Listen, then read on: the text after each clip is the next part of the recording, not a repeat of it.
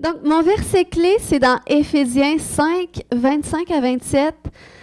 Puis les femmes, c'est gratuit ce matin. C'est pas un enseignement pour dire comment les maris doivent aimer leurs femmes, mais c'est gratuit, OK? Donc, quant à vous, maris, que chacun de vous aime sa femme, chérie, comme Christ a aimé l'Église. Il a donné sa vie pour elle afin de la rendre digne de se tenir devant Dieu après l'avoir purifiée par sa parole, comme par le bain nuptial. Il a ainsi voulu se présenter cette Église à lui-même rayonnante de beauté, sans tache, ni ride, ni aucun défaut, mais digne de se tenir devant Dieu et irréprochable. Amen. Donc, ce verset, c'est une recommandation sur comment les maris doivent aimer leurs femmes. OK? Mais en même temps, c'est pas tout. Dans ce passage-là, ça parle comment est-ce que Christ aime l'Église. Comment est-ce que Christ a donné sa vie pour que l'Église prenne naissance. Puis, quand on parle d'Église dans la parole de Dieu, on ne parle pas d'un bâtiment. Mais le terme qui signifie Église dans la Bible, dans le grec, c'est le mot « ecclésia ». Dis avec moi « ecclésia ». Qui veut dire, c'est un mélange de « hors de » et de « appel ». Et il y a certains qui définissent ce mot comme « appelé en dehors de ». Puis, ça décrit en fait l'ensemble de ceux qui sont en Jésus-Christ ou l'assemblée de ceux qui ont répondu à l'appel. Donc, c'est pour ça que ça change la mentalité. Tu sais, quand tu penses à Église, quand tu n'es pas nécessairement avec le Seigneur, tu penses à un bâtiment. Puis, l'Église catholique, c'est ce qui nous montre aussi avec leur beau bâtiment. Mais lorsqu'on lit la signification de Église dans la parole de Dieu, c'est beaucoup plus une assemblée de croyants, de gens qui ont répondu à l'appel de Dieu. Puis c'est le corps législatif de Dieu sur la terre, parce que la Bible dit que nous sommes le corps de Christ. Donc c'est comme le corps législatif du gouvernement de Dieu sur terre. Donc c'est pour ça que c'est un terme qui est puissant en soi, Église. Puis, un autre mot qui fait référence à l'Église dans la parole de Dieu, c'est le mot « épouse ». Le Seigneur en fait référence quelquefois dans la parole en parlant de l'Église comme son épouse, que le Seigneur va revenir un jour pour son épouse. Puis, il y a certains passages qui parlent de Jésus comme l'époux. OK? Puis, on voit un autre exemple aussi dans Apocalypse 19, 7.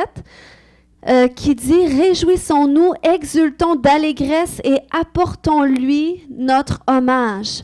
Voici bientôt les noces de l'agneau. » On parle de Jésus.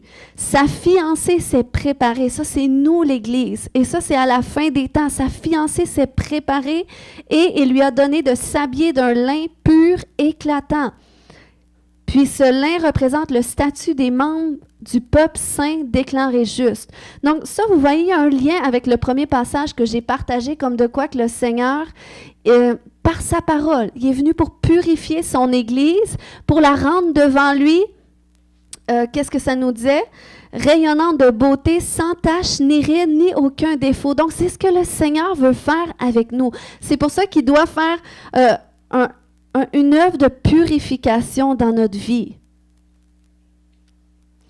Puis, dans la parole de Dieu, lorsqu'on regarde qu'est-ce que ça veut dire purifier ou sanctifier, c'est le mot agiazo, OK, qui signifie séparer des choses profanes et dédiées à Dieu, purifier, nettoyer de l'extérieur, purifier par l'expiation, libérer de la culpabilité du péché, purifier l'intérieur par le renouvellement de l'âme. Donc, ça, c'est l'œuvre que le Seigneur est venu faire, nous purifier. Et comment? Au moyen de sa parole. Dis avec moi, sa parole. Donc, c'est ce qu'il a dit dans Éphésiens 5, 25, 22, 25 à 27, que le Seigneur est venu pour purifier l'Église par sa parole. Puis, on voit un autre passage dans Jean 17, 15, qui dit... Je ne te prie pas de les ôter du monde, mais de les préserver du mal. Il priait à Dieu. Il dit, ils ne sont pas du monde comme moi, je ne suis pas du monde. Sanctifie-les par ta vérité.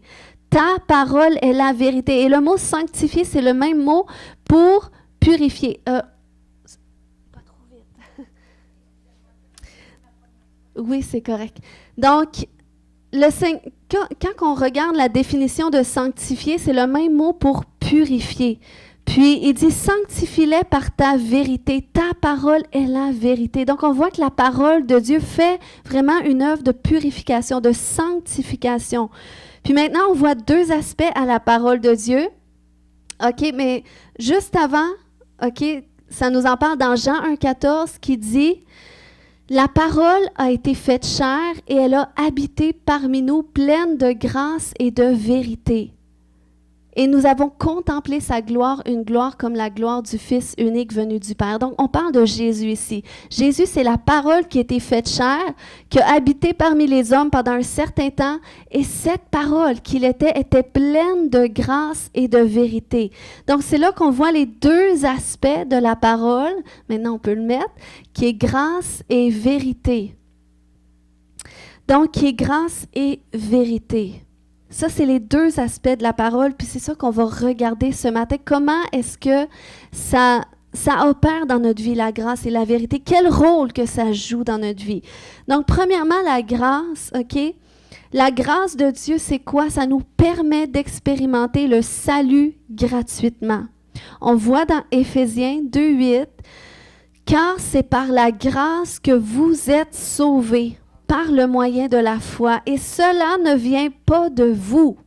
Amen. C'est le don de Dieu. Donc, c'est par la grâce de Dieu qu'on est sauvé. Et quand il dit « ça ne vient pas de vous », ça veut dire que c'est pas par les œuvres que nous sommes sauvés. Il n'y a personne ici qui peut gagner son ciel.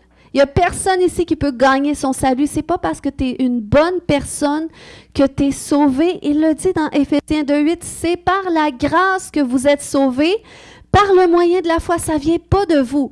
Donc, c'est parce que tu acceptes de croire en Jésus, c'est ce qui te rend éligible d'être sauvé. Et ça, c'est la bonne nouvelle. Amen. Et c'est comme ça, parce que la Bible dit que à cause de notre nature pécheresse, même si on est une bonne personne, nous, dans notre nature de péché, on est privé de la gloire de Dieu. Donc, c'est pour ça qu'on n'a pas le choix de passer par Jésus pour être sauvé. Jésus est mort pour être notre sauveur. Amen. Et quand on regarde le mot grâce, OK, quand il dit c'est par la grâce que vous êtes sauvés, c'est le mot charis qui signifie la faveur imméritée de Dieu ou la bonté miséricordieuse avec laquelle Dieu, exerçant sa sainte influence sur nous, sur les âmes, les tourne vers Christ, les garde, les fortifie et amplifie la foi chrétienne. Qui veut voir sa foi être amplifiée? Dis avec moi grâce. C'est par la grâce, OK? Amplifie la foi chrétienne dans la connaissance, l'affection et allume dans ses âmes les vertus chrétiennes. Amen. Donc, ça veut dire si on veut porter du fruit comme des chrétiens, on a besoin de grandir dans la connaissance de cette grâce que nous avons reçue au moyen de la foi. Amen. Puis, quand on regarde le mot « sauver » dans les Écritures, c'est le mot « sozo ». Dis avec moi « sozo ». Ça veut dire délivrer et préserver du danger, de la destruction et du jugement. Et ça veut même dire guéri physiquement, le terme sauvé. Donc, quand il dit c'est par la grâce que vous êtes sauvés, c'est par la faveur imméritée de Dieu que vous êtes délivrés du péché, délivrés de la destruction, délivrés du mal, guéris dans votre corps, guéris intérieurement. Et ça, c'est comment? C'est par la foi. OK? Et comment vient la foi maintenant? La Bible nous dit dans Romains 10, 17, « Ainsi, la foi vient de ce qu'on entend, et ce qu'on entend vient de quoi? De la parole de Christ. » Amen. Donc, la foi vient quand on entend la parole de Christ. Ce qui explique que, par exemple, quelqu'un peut arriver et te témoigner, puis peut-être pour beaucoup, ça a été ça, leur histoire de conversion à Jésus. On vous a parlé de Jésus, et là, tout d'un coup, à cause de la parole qui vous a été témoignée, bien, il y a la foi qui est venue dans votre cœur pour dire, bien, OK, tu sais, si Jésus existe, bien, je vais lui donner ma vie. Fait que là, tu donnes ta vie à Jésus, puis tu commences à croire en lui tout bonnement. Avant, tu n'as jamais pensé un instant à lui tant que ça, Mais là, tu commences à croire en lui, puis à croire que la Bible, c'est vrai. Puis c'est vraiment la parole de Dieu. Puis c'est là que tu expérimentes une œuvre de transformation. Simplement parce que tu as entendu un message, tu as entendu un témoignage, et la foi est venue, et la foi t'a permis d'accéder au salut par la grâce de Dieu. C'est un don de Dieu. Puis, c'est vraiment en cheminant dans la grâce de Dieu que tu découvres tout ce dont tu as droit à travers le salut en Jésus, à travers ton héritage. Puis la seule condition, c'est la foi. Tu as simplement besoin de croire. OK? Puis, OK, la foi, c'est l'élément transporteur de la grâce qui sauve. OK? Quand je dis que tu as seulement besoin de la foi, quand je parle de transporteur, OK, ça me fait penser aux huiles essentielles. Qui connaît les huiles essentielles? Quelques personnes. J'ai déjà été représentante d'huiles essentielles, donc je connais quand même bien les huiles essentielles. Je les utilise beaucoup, j'aime bien ça. Puis, les huiles essentielles, c'est vraiment un produit extraordinaire, surtout quand il faut les prendre naturels, parce qu'il existe des huiles essentielles qui sont des parfums, puis c'est plus toxique que bénéfique pour la santé. Mais bon, je ne suis pas là pour faire une présentation. Mais quand tu veux utiliser, par exemple, la lavande pour ses bienfaits, OK? La lavande, c'est très bon pour la peau sec, pour un renouvellement de ta peau, hein, l'hiver, les gerçures, tout ça. La lavande, il y a beaucoup de propriétés pour ça. Mais si tu veux vraiment tu veux vraiment que la lavande fasse le bien qu'elle doit faire dans ton corps, eh bien, tu n'as pas le choix d'utiliser une huile, un transporteur, pour que la lavande, ton corps, ta peau puisse vraiment l'assimiler. Parce que sinon, les huiles, c'est volatile. Fait que si j'en mets sur ma peau comme ça, ben, les particules vont partir dans l'air, puis finalement, elle ne pourra pas vraiment pénétrer dans ma peau puis faire le travail qu'elle devrait faire. Mais si, par exemple, je me mets un petit peu d'huile dans mes mains, comme de l'huile de coco, puis je mets une goutte de lavande, puis là, je mélange, et là, je la mets sur ma peau. À cause du transporteur, l'huile essentielle va pouvoir faire le travail qu'elle doit faire sur ma peau. Donc, c'est la même chose avec la foi. On peut le comparer à ça aussi. Pour que tu puisses être sauvé, expérimenter l'œuvre du salut dans ta vie, tu as besoin de la foi. Tu as besoin de la grâce de Dieu, OK? Puis ça, c'est comme si l'huile essentielle, c'est la grâce de Dieu. Mais pour que la grâce de Dieu puisse vraiment être opérée dans ta vie, son œuvre parfaite, elle a besoin de ce transporteur qui est la foi. Donc, c'est pour ça que tu as besoin de croire en premier, d'oser croire, OK?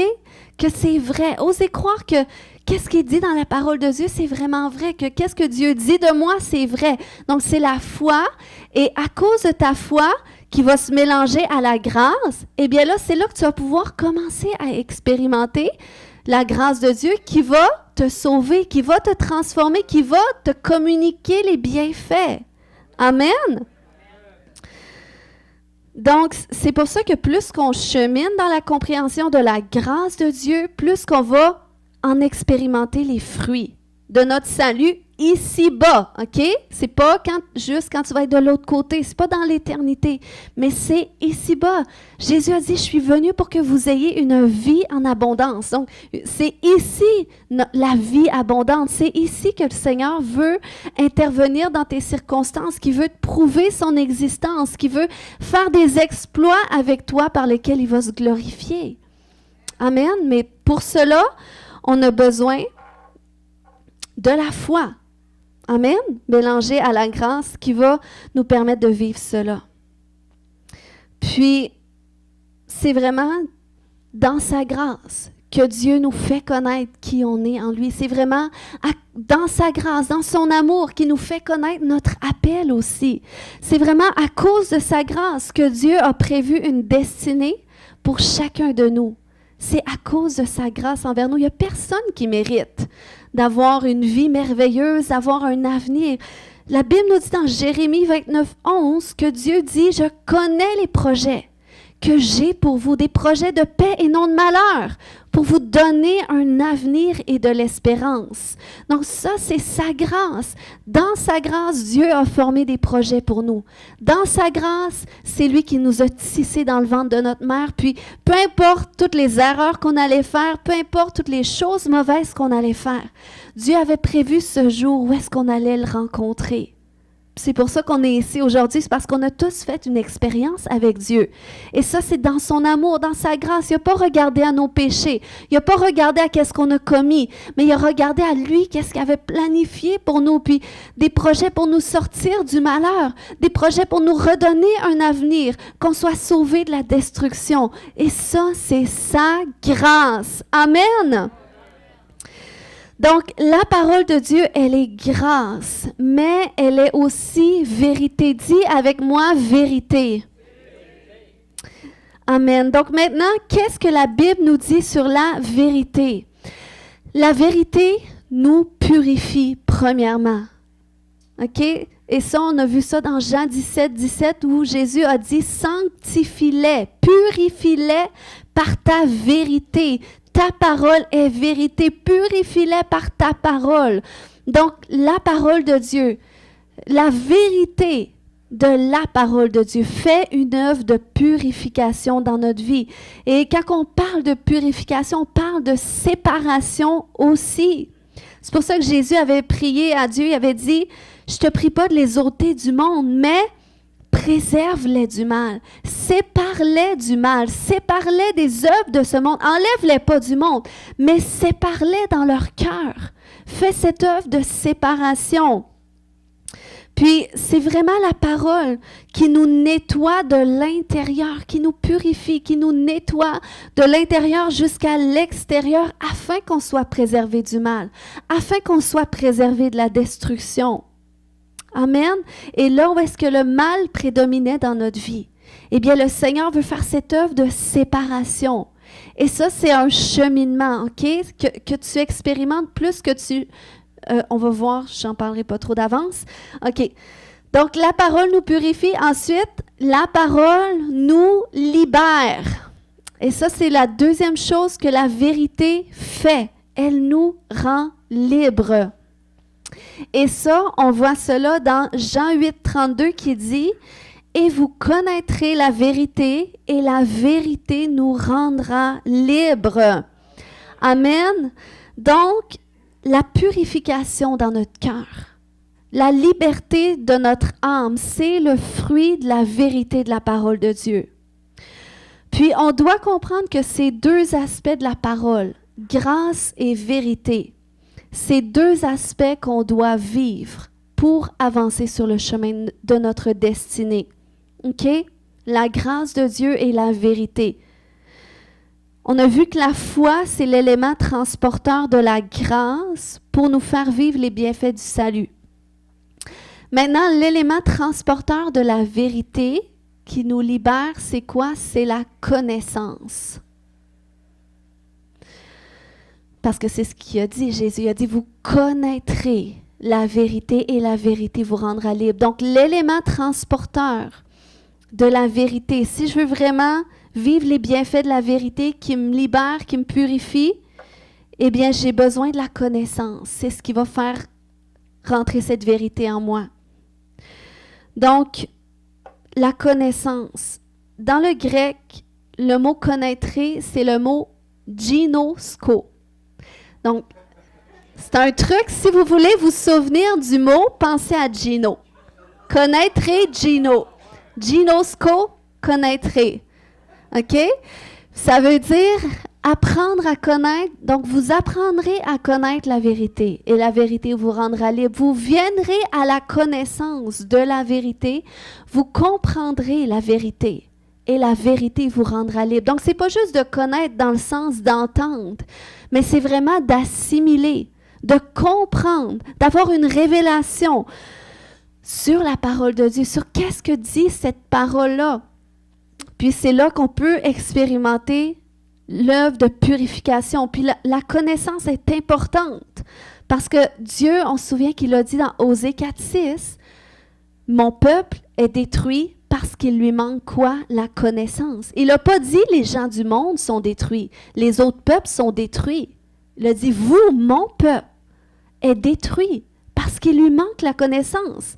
Et souvent, c'est ça le plus grand problème, je dirais. OK? Dans notre destruction, c'est notre connaissance, notre manque de connaissance. Donc, c'est pour ça que nous sommes appelés à croître, à cheminer dans la connaissance. Puis quand on parle de connaissance, on parle de la connaissance du bien et du mal. On parle de la connaissance de la volonté de Dieu et de la nôtre. La connaissance de qu'est-ce qui est de Dieu, qu'est-ce qui n'est pas de Dieu, la connaissance des réalités spirituelles. Puis, c'est pas juste de connaître, mais c'est de comprendre, de savoir qu'est-ce qu'on fait avec ça. Et c'est pour ça que ça, c'est un cheminement. Parce que lorsqu'on regarde les différentes communautés de croyants, OK, il y a des croyants qui sont axés seulement sur la grâce et qui cheminent très peu dans la vérité. Puis, nous, OK, on aime la grâce parce que la grâce de Dieu, elle est pleine d'amour, elle est pleine de miséricorde, elle est pleine de faveur. OK? Mais la vérité, c'est elle qui sert à nous éprouver, à nous séparer, à nous purifier. Donc, c'est là que des fois la vérité, quand on dit la vérité fait mal ou la vérité choque, eh bien, c'est ça. C'est que la vérité, elle ne fait pas toujours du bien sur le coup. Mais c'est nécessaire. Puis Jésus a été l'exemple parfait d'amener à la fois la grâce et la vérité. On voit cet exemple dans Matthieu 16, au verset 15 et 16, il avait dit à ses disciples, « Et vous, leur demanda-t-il, qui dites-vous que je suis? » Simon-Pierre lui répondit, « Tu es le Messie, le Fils du Dieu vivant. » Donc là, c'était une révélation profonde qu'il avait eue. Et là, voyez la réponse de la grâce de Dieu à cette révélation. Jésus lui dit, « Alors, tu es heureux, Simon, au verset 17, fils de Jonas, car ce n'est pas de toi-même que tu as trouvé cela, c'est mon Père céleste qui te l'a révélé. Et moi, je te déclare, tu es Pierre, et sur cette pierre, je bâtirai mon église, contre laquelle la mort en elle-même ne pourra rien. Je te donne les clés du royaume des cieux, Pierre, et tout ce que tu interdiras sur la terre sera interdit aux yeux de Dieu, et tout ce que tu autoriseras sur la terre sera autorisé aux yeux de Dieu. » Donc, vous voyez Jésus dans sa grâce. Il utilise cette opportunité-là pour valoriser Pierre, pour bâtir Pierre, pour lui montrer à quoi est-ce que Dieu va l'appeler sur cette révélation-là qu'il a reçue. Puis ça ne s'applique pas juste à Pierre, mais à tous les croyants, OK? Puis, ensuite de ça, il se passe quelque chose d'intéressant parce que là, autant que Jésus, dans sa grâce, dans son amour, il valorise au fond. Puis c'est comme Pierre, c'est certain qu'il était d'une grande fierté. Wow, tu sais, Jésus me donne les clés du royaume des cieux. Puis sur mon nom, sur cette pierre, je bâtirai mon église. Wow, tu sais. Mais là, un petit peu plus tard dans la discussion, au verset 21, on voit que Jésus, OK, il ne parle pas seulement la grâce, mais il parle aussi la vérité. Il dit, à partir de ce moment, Jésus commença à exposer à ses disciples qu'ils devaient se rendre à Jérusalem et subir de cruelles souffrances de la part des responsables du peuple, des chefs des prêtres et des spécialistes de la loi, être mis à mort et ressuscités le 3e jour. Alors Pierre le prit à part et se mit à lui faire des reproches. « Que Dieu t'en préserve, Seigneur, cela ne t'arrivera pas. » Mais Jésus, se retournant, lui dit, « Arrière, Satan, éloigne-toi de moi. Tu es pour moi un obstacle, car tes pensées ne sont pas celles de Dieu, mais ce sont des pensées humaines. » Amen. Donc, ça peut être choquant un peu ici, là, mais on voit que Jésus, il ne parle pas seulement la grâce à Pierre, OK? Mais il parle aussi la vérité. Autant que oui, il va l'encourager d'un côté, mais sur qu'est-ce qu'il a dit, il le reprend, il le corrige. Puis, c'est pas une honte en soi pour Pierre d'être repris comme ça, parce que c'est en même temps une opportunité pour lui de prendre conscience que c'est pas parce que je peux avoir une révélation extraordinaire de Dieu un instant que dans l'autre moment, je ne serai pas vulnérable à être un instrument entre les mains de l'ennemi. OK? C'est pas parce que j'ai une idée dans mon cœur qui me semble extraordinaire, qui me semble bonne, qui me semble logique, que c'est de Dieu. Donc, ça l'a permis de pouvoir être humble, de ne pas pouvoir juste s'asseoir sur le fait que j'ai les clés du royaume des cieux, que Jésus bâtit son Église sur moi, alléluia, je suis à la tête et non à la queue. Non, c'est pas juste ça, c'est de prendre conscience que, oh, je suis un homme et je suis vulnérable aussi, puis j'ai besoin de me confier en Dieu. J'ai besoin de valider si mes pensées, est-ce qu'ils sont de Dieu? Est-ce que c'est ma voix ou c'est celle de l'ennemi? Et c'est ce qui se passe lorsqu'on est confronté à la vérité. Puis si on veut grandir dans notre identité d'enfant de Dieu, puis on a parlé beaucoup d'identité dans les dernières semaines, mais vous savez, on peut rester simplement au stade de bébé spirituel dans la compréhension de notre identité. C'est facile à dire le mot identité de fils et de fille, mais tu peux rester un bébé si tu ne chemines pas dans c'est quoi être vraiment un enfant de Dieu. Qui je suis en tant qu'enfant de Dieu? Quel droit que ça me donne? Quel héritage qui vient avec cela? Puis qu'est-ce que ça fait? Quelle relation que j'ai accès avec Dieu si je suis un enfant de Dieu? Donc ça, c'est toutes des questions dans lesquelles on doit cheminer. Puis, c'est pour ça que si on veut grandir, se développer, se découvrir et marcher dans notre appel, on doit avoir un équilibre dans notre vie entre la grâce et la vérité. Okay, si on met trop l'emphase sur la vérité, sans inclure la grâce, ben là, on va devenir une église avec une culture qui est légaliste. Donc, c'est pas mieux non plus que la vérité. Il faut parvenir à trouver un équilibre parce que si aussi on est faible en grâce, faible en vérité, on parle juste pas trop des choses, on y va en surface, comme ça tout le monde est content, ben là, on risque de faire une culture qui va être ennuyante et même religieuse parce qu'il n'y aura pas vraiment de... Tu as besoin de la grâce et de la vérité. Tu as besoin de la vie de l'esprit qui se manifeste à travers cet équilibre-là. Fait qu'on est appelé à être autant dans la grâce que dans la vérité, comme Jésus était lui aussi. Il n'avait pas peur de corriger les gens, de reprendre les gens, mais aussi de les encourager puis de les valoriser. Amen. Puis je vous dis parfois, dans les églises, à cause de cette tension pastorale où est-ce qu'on ne veut pas froisser les gens. Parfois, les pasteurs vont être portés à plus focaliser sur la grâce pour ne pas déranger les gens. Puis ça, c'est une tension qui est réelle. Mais je peux vous dire qu'il y a beaucoup d'églises qui souffrent d'entendre les messages qu'ils veulent entendre. Ils souffrent de ne pas vouloir être froissés. Puis c'est ces cultures-là d'église qui n'expérimentent pas de transformation. Parce que si tu ne chemines pas dans la vérité, tu ne vas pas cheminer dans la liberté. C'est par la connaissance de la vérité qu'on peut être délivré. Puis c'est vraiment une tension qu'on a en tant que pasteur. Même moi, des fois, c'est arrivé des dimanches que j'avais un message, puis je pouvais sentir dans mon esprit que ce message-là, ça sera un autre message que les gens voudraient. Puis lui, il ne fera pas l'affaire de certaines personnes. Mais j'apprends à aller contre-courant parce qu'en même temps, je sais que c'est important. Puis c'est mon appel, c'est mon mandat aussi. C'est pour ça que même les pasteurs ont besoin de prière. Comme Paul, un moment donné, avait dit dans Éphésiens 6, 19, 20, « Priez pour moi afin qu'il me soit donné, quand j'ouvre la bouche, de faire connaître hardiment et librement, ça veut dire ouvertement, franchement, sans dissimulation, le mystère de l'Évangile pour lequel je suis ambassadeur dans les chaînes et que j'en parle avec assurance, comme je dois en parler. » Amen. C'est pour ça que c'est important de prier pour vos pasteurs. Puis, parce que vos pasteurs doivent, oui, marcher dans la grâce, mais ils doivent prêcher la vérité aussi. La vérité qui va amener la transformation, qui va amener la liberté, qui va délivrer. Amen.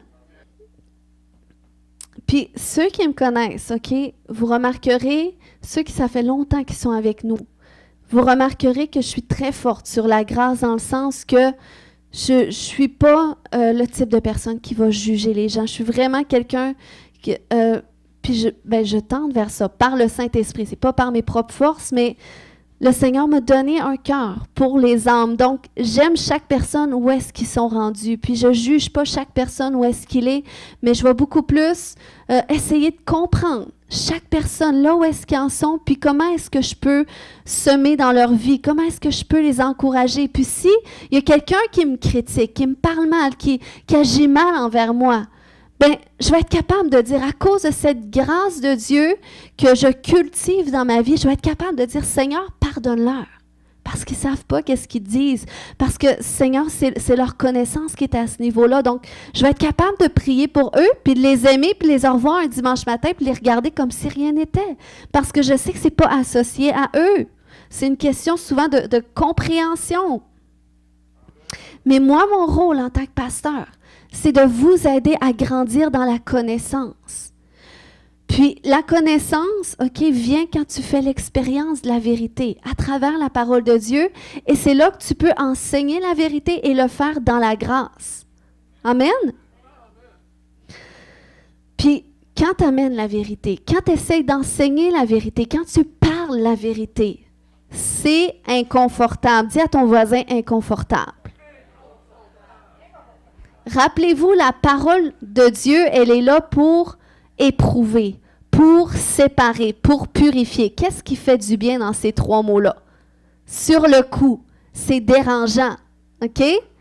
Mais c'est ce que fait la parole. On voit ça dans Hébreux 4:12 encore, qui dit dans la version parole de vie, car la parole de Dieu est pleine de vie et de puissance. Elle reste toujours en vigueur, elle est incisive qu'aucune épée à double tranchant. Elle pénètre jusqu'aux profondeurs de l'être, articulation et moelle de notre vie intérieure jusqu'à la ligne de séparation entre la vie de l'âme et celle de l'esprit. Elle discerne et révèle les sentiments et les penchants du cœur. Elle juge les pensées et les intentions les plus secrètes. La parole de Dieu, vous voyez, c'est puissant. Peut-être vous dites, mais moi, je lis la Bible, je ne comprends rien. Mais continue à la lire. Quand tu ne comprends pas, il y a une compréhension qui va venir, que le Saint-Esprit va t'aider à comprendre. Des fois, ça va commencer graduellement, des petits bouts de passage, puis ça va te saisir, puis ça va avoir un impact dans ta vie. Puis si on dit, OK, elle pénètre jusqu'aux profondeurs de l'être, articulation et moelle, jusqu'à la ligne de séparation entre la vie de l'âme et celle de l'esprit. Tu sais, puis elle discerne et révèle les sentiments et les penchants du cœur. Donc, on voit comment est-ce que la parole va jusque dans les profondeurs de notre être. Puis c'est inconfortable, qu'est-ce que ça fait? Parce que quand ça touche l'intérieur, quand ça touche notre intimité, c'est inconfortable parce que ça nous appartient. Mais là, on voit que la parole de Dieu vient confondre ces choses-là, vient exposer ces choses-là. Puis c'est normal que lorsqu'on expose, OK? Puis ça, c'est autant lorsqu'on lit la Bible ou que la parole de Dieu, elle est enseignée, OK? Donc, c'est normal. Si vous dites, mais moi, toutes les fois que je vais à l'église, je me sens dérangée intérieurement. C'est normal. Si tu te sens inconfortable, c'est qu'il faut que tu passes par là. OK? Il faut que tu acceptes d'être inconfortable. Puis, c'est vraiment quelque chose que Dieu m'enseigne de plus en plus, d'apprendre à être bien dans l'inconfort. D'apprendre à vivre dans l'inconfort. Puis Dieu permet des situations d'inconfort. Pourquoi? Pour que je trouve mon réconfort en lui dans mon inconfort. Amen? Puis, lorsqu'on est confronté à la vérité, c'est inconfortable souvent. Mais c'est nécessaire pour qu'on puisse cheminer. OK? Puis, lorsque la vérité, elle est prêchée, il faut savoir que c'est pas que pour les autres. Des fois, c'est facile de dire, ou même des fois, on est avec notre mari, notre femme, ça c'est bon pour lui enfin, dindant. Tu sais, mais la vérité, lorsqu'elle est prêchée, elle est beaucoup plus pour nous que pour les autres. Parce qu'à toutes les fois qu'on voit des pailles dans les yeux de notre voisin, il y a des poutres dans les nôtres. C'est ce que la Bible nous dit. Fait que c'est pour ça que de notre perspective, on est bon pour essayer de débattre la vérité, de dire la vérité aux autres et tout ça. Mais est-ce qu'on cherche à la connaître pour nous? est-ce qu'on laisse Dieu nous éprouver par la vérité? Puis des fois, il va le faire par des gens qui sont près de nous. C'est les gens les plus près de nous qui nous voient dans notre quotidien, qui voient nos lacunes, qui voient qu'est-ce que les gens ne voient pas derrière le bel habit et le make-up du dimanche. Donc, c'est les gens qui sont près de nous, mais le Seigneur éprouve aussi notre cœur, les sentiments, les pensées de notre cœur. Comment est-ce que je réagis quand mon mari me parle d'une telle façon? Ou quand mon mari n'est pas d'accord avec moi, ou peu importe, comment est-ce que je réagis? Est-ce que je réagis avec orgueil? Est-ce que je réagis avec contrôle? C'est moi qui veux tout décider? Ou est-ce que j'ai un cœur humble? Puis la meilleure façon de pouvoir expérimenter la liberté, la transformation intérieure à travers cette purification-là, c'est en étant confronté à qu'est-ce qui doit changer en nous. Fait que Dieu n'a pas le choix de mettre des circonstances qui vont nous rendre inconfortables pour qu'on prenne conscience de « Oups! OK, c'est peut-être pas la personne en avant de moi qui a un problème puis tout le monde autour, mais c'est peut-être que le Seigneur, il expose des choses dans ma vie qu'il veut changer. Il expose des blessures, puis oui, ça me fait mal d'être confronté à ça, mais si le Seigneur, il veut m'y confronter, c'est parce qu'il y a aussi une solution pour que je puisse en ressortir. Amen. Donc, c'est pour ça qu'on doit être ouvert à la vérité. On doit chercher à connaître. C'est comme le jour où est-ce que je criais à Dieu pour l'Église. Je disais, Seigneur, comment ça se fait que l'Église ne grandit pas? Puis pendant plusieurs années, on existe quand même depuis 2014. Fait que ça fait pas 2 ans. Donc, pendant plusieurs années, je criais à Dieu, mais Seigneur, pourquoi l'Église ne grandit pas? Pourquoi les gens pour qui je prie ne sont pas guéris? Même, il y a des gens qui meurent du cancer quand on a prié pendant toute une année. Pourquoi il y a des gens, je ne vois pas les prières être exaucées quand je prie pour les gens? Pourquoi est-ce que l'Église, les gens sont rétrogrades, les gens sont sauvés, les gens sont convertis depuis des années, mais ils retournent dans qu'est-ce qui était, puis il n'y a pas de transformation. Puis c'était vraiment un fardeau que j'ai porté longtemps. Jusqu'au jour où est-ce que dans cette quête de connaître la vérité, Dieu est venu me révéler la vérité. Et la vérité, c'était, Léane, ton Église a besoin de délivrance. C'était, Léane, tu as besoin de délivrance. Tes blocages, c'est pas toi le problème. C'est des démons derrière toi qui te font croire que c'est toi le problème, qui te font croire que tu n'es pas assez ceci, pas assez cela, qui te rendent coupable. Tu as besoin d'être délivré, puis tu as besoin de délivrer mon peuple. Fait que les gens me diront, je ne suis pas confortable quand il y a de la délivrance dans l'Église. OK? Si je demandais, OK, du lever de la main, qui ont fait l'expérience de la délivrance avec moi? Quand même quelques personnes. Amen. Et oui, mon mari aussi y est passé. Non? Et moi aussi, j'y suis passée, puis c'est un cheminement. Je continue de cheminer aussi parce que je vais être transformée de gloire en gloire. Mais combien peuvent dire que leur vie a été transformée pour le mieux? Amen. Puis c'est la réalité. Depuis que j'ai découvert la réalité que les enfants de Dieu ont besoin de délivrance, que c'est biblique, c'est le ministère de Jésus, c'est ce que Jésus nous a commandé de faire. Jésus a dit, je m'en vais vers mon Père, mais vous, continuez l'œuvre que j'ai faite, je vais vous envoyer le Saint-Esprit, chassez les démons, guérissez les malades, prêchez en mon nom. Donc Jésus nous a recommandé de faire ça. Puis, depuis qu'on marche dans la délivrance, il a fallu que je me forme, il a fallu que j'enseigne, il faut que j'enseigne encore, puis il faut qu'on chemine encore là-dedans, puis il faut qu'on soit délivré aussi. C'est un processus, mais je peux attester que depuis qu'on a pris cette direction en tant qu'Église, les vies sont transformées, les gens sont guéris, les gens sont restaurés, puis les gens grandissent beaucoup plus spirituellement. Amen? Donc, vous me direz, si vous dites « je suis inconfortable », je peux te dire « je te comprends ». Mais Dieu t'aime trop pour que tu sois confortable. Dieu t'aime trop pour pas que tu sois dérangé. Puis on n'a pas le choix. Même moi qui vous parle quotidiennement, je suis inconfortable. Mais j'apprends à trouver mon réconfort en Dieu. Puis, je comprends que Dieu permet l'inconfort pour nous transformer, pour nous montrer qu'est-ce qu'il veut changer en nous, pour nous montrer qu'est-ce qu'on doit faire différent aussi. Des fois, c'est parce que tu dois prendre une direction différente, puis le Seigneur va te brasser pour que tu parviennes à comprendre. Amen. Donc, Dieu est au contrôle. Puis, pourquoi est-ce que les vies sont transformées par la délivrance, par l'enseignement de la parole de vérité qui libère? Eh bien, c'est parce que la délivrance, c'est le royaume de Dieu. C'est la manifestation du royaume de Dieu. C'est Jésus qui l'a dit. Il a dit dans Luc 11, 20, « Si c'est par le doigt de Dieu que je chasse les démons, le royaume de Dieu est donc venu vers vous. » Donc, c'est amener le royaume de Dieu lorsqu'on expérimente la délivrance, c'est que tu expérimentes le royaume de Dieu. Puis, je ne peux pas vous dire comment de vies qui ont expérimenté ce royaume de Dieu, la délivrance, qui ont été visitées justement par cette action du royaume de Dieu, qui ont commencé à voir leur famille transformée, même si eux, ils n'ont même pas été délivrés. Pourquoi? Parce que eux, quand le royaume de Dieu vient dans ta vie, la délivrance, c'est la première chose que Jésus a faite quand il m'a sauvée. Il m'a permis de faire des prières de délivrance. Je n'étais même pas croyante pour les esprits dans ma maison. Ça a fonctionné. Et pourquoi? Parce que c'est là que le royaume de Dieu a commencé à se manifester.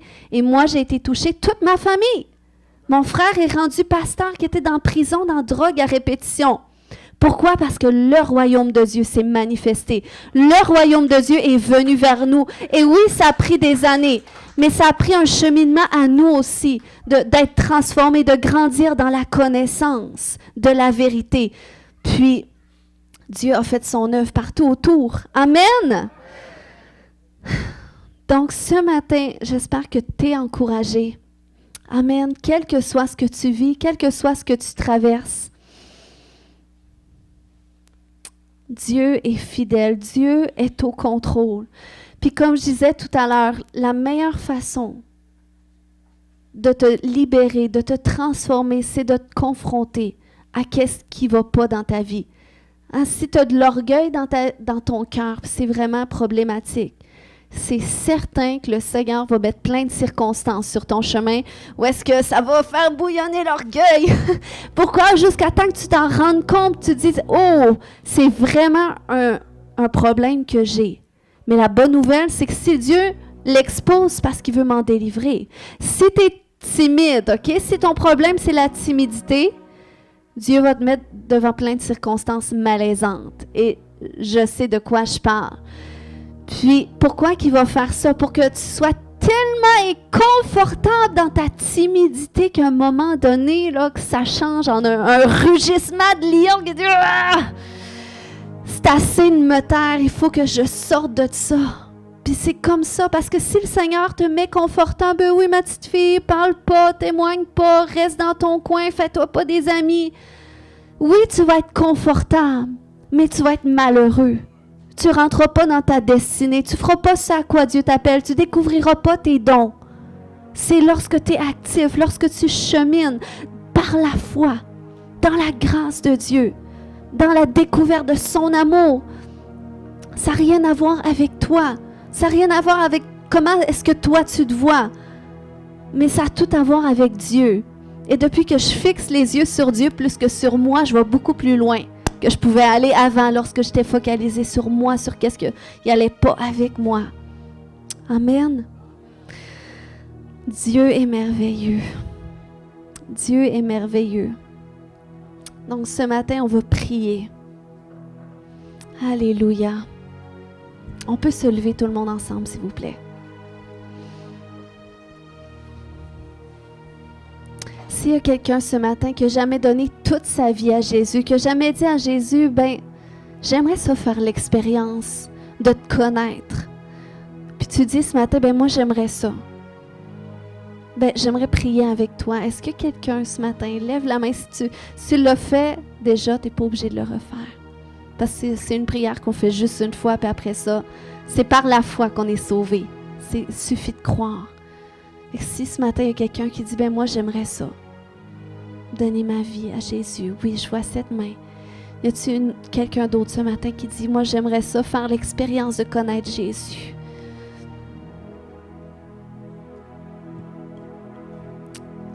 On va faire cette prière tout le monde ensemble. Si c'est votre première fois, prenez-le par la foi quand même si vous n'avez pas levé la main. Dites, Seigneur Jésus, je viens à toi, tel que je suis. Je veux te connaître. Je te demande pardon pour mes péchés. Viens dans mon cœur. Viens dans ma vie. Je t'accepte comme Seigneur et comme Sauveur. Amen. Amen. Ce matin, j'aimerais ça prier ensuite.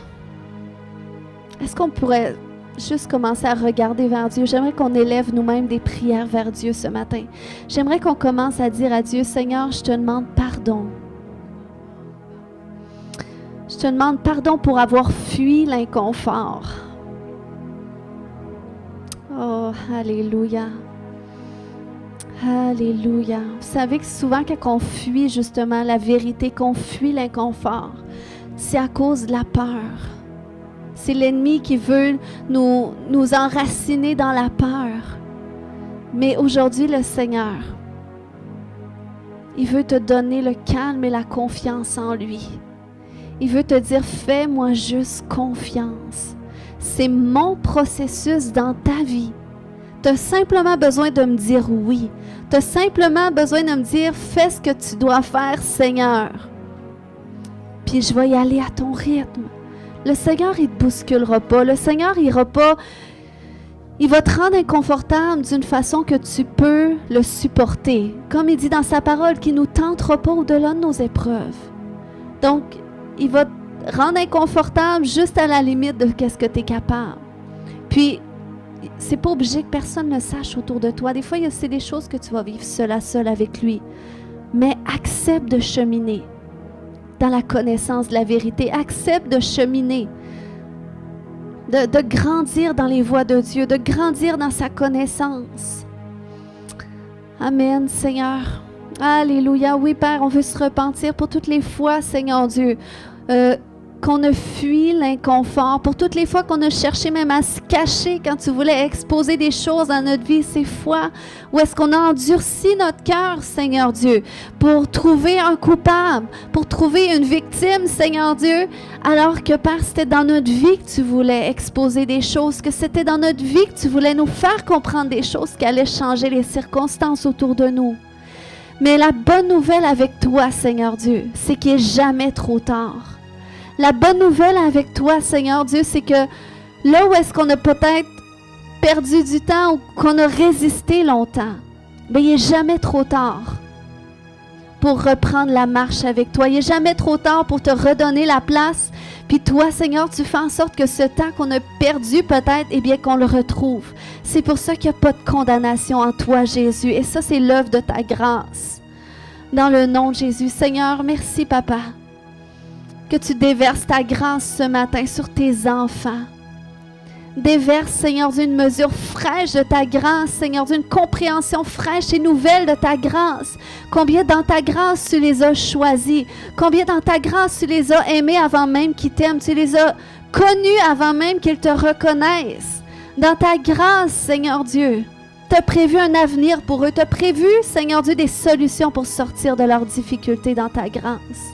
Mais je prie, Seigneur Dieu, qu'ils la reçoivent, ta grâce, et qu'ils cheminent avec elle, et que dans ta grâce, Seigneur, ils reçoivent cette force d'accepter, de cheminer dans la vérité, qu'ils reçoivent cette force de cette curiosité, ce désir ardent, comme tu m'as déjà donné un jour, de connaître la vérité, de connaître le pourquoi, de connaître comment aller à l'autre niveau, comment aller de l'autre bord, comment traverser cette montagne, comment me rendre là où est-ce que tu m'appelles. Seigneur Dieu, Je déclare, Père éternel, que nous sommes une Église qui va cheminer, oui, dans la grâce, mais aussi dans la vérité. Je déclare que nous sommes une Église qui n'aura pas peur de la vérité, qui va accepter la vérité, qui va accepter l'inconfort, qui va accepter peut-être de se faire corriger, de se faire reprendre dans l'amour. Alléluia, on va accepter que toi-même, tu nous reprennes aussi, Seigneur Dieu, afin qu'on soit guéri, afin qu'on soit libre, afin qu'on soit victorieux, afin qu'on rentre dans notre destinée. C'est pour notre bien. C'est parce que tu nous aimes. Au nom de Jésus. Alléluia. Si ce matin, tu aimerais de la prière par rapport à ce que j'ai partagé davantage, tu aimerais davantage de prière, ou si tu as besoin d'une guérison, si tu as besoin d'être libéré ou d'une guérison intérieure, je prie avec toi aussi, parce que le Dieu qui guérit est dans ce lieu. Son royaume se manifeste ce matin. Son royaume est déjà là, parce que le Seigneur est ici. Et il veut te toucher ce matin. Donc, si tu as besoin de prière, d'une intervention particulière, tu peux venir devant. Puis on a une équipe aussi qui va t'entourer, qui va prier avec toi. Alléluia. Koya shonte mare kete deye. Shoyando mare keya shata.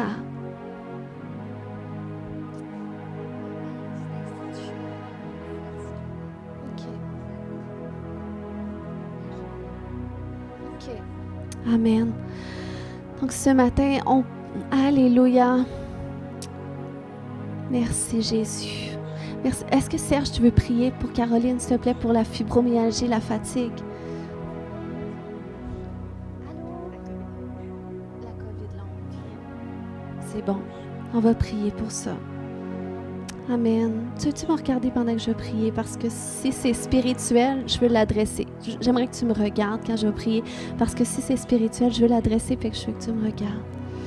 Seigneur, je te remercie pour ta servante, Seigneur Dieu. Je te remercie que tu l'aimes tellement, que tu veux la guérir, Seigneur, que tu veux la délivrer, Père, de tous ces fardeaux qu'elle porte dans le nom de Jésus.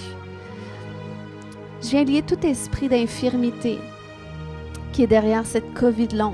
Tout ce qui t'empêche de recevoir ta guérison, de marcher dans la santé parfaite dans le nom de Jésus. Puis je commande à cet esprit d'infirmité maintenant de partir. Au nom de Jésus, tu la libères.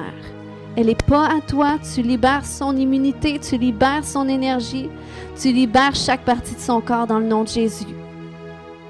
J'ordonne qu'elle soit complètement libre et guérie. S'il y a quelqu'un que tu dois pardonner, c'est important de le faire aussi. Parce que l'ennemi, sinon il va se servir de ça pour dire « je la guéris pas parce qu'elle n'a pas pardonné ». Alléluia, Seigneur, si elle doit pardonner, Seigneur, guéris son cœur. Guéris son cœur, Seigneur Dieu. Même là, le Seigneur t'aime tellement. Le Seigneur t'aime tellement, mais c'est comme s'il y a des choses, parce que ça a été long des fois. Il y a comme même, c'est comme tu as été à des endroits où est-ce que des fois tu en as voulu à Dieu. Puis c'est correct, mais c'est important que tu l'exprimes à Dieu, que tu le reconnaisses. C'est vrai, Seigneur Dieu. C'est vrai que... Alléluia. Oui, des Kleenex.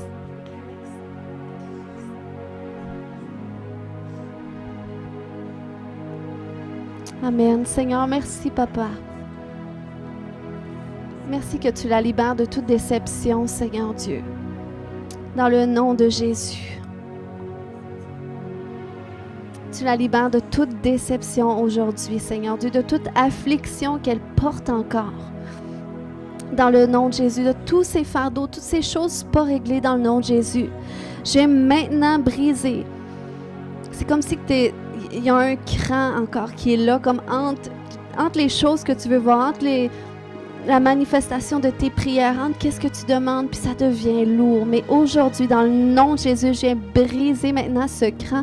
Je déclare qu'il y a un pont qui se crée entre toi et tes solutions, entre toi et le changement de tes circonstances, entre toi et les bénédictions pour lesquelles tu pries depuis longtemps. Je détache tout lien de l'ennemi qui voulait te garder asservi, qui voulait t'empêcher d'avancer. Je brise ces chaînes maintenant dans le nom de Jésus. Puis j'appelle ta liberté complète dans le nom de Jésus, que le Seigneur te rétablisse pleinement sur les chemins de ta destinée. J'appelle une accélération dans tout dans le nom de Jésus. Amen.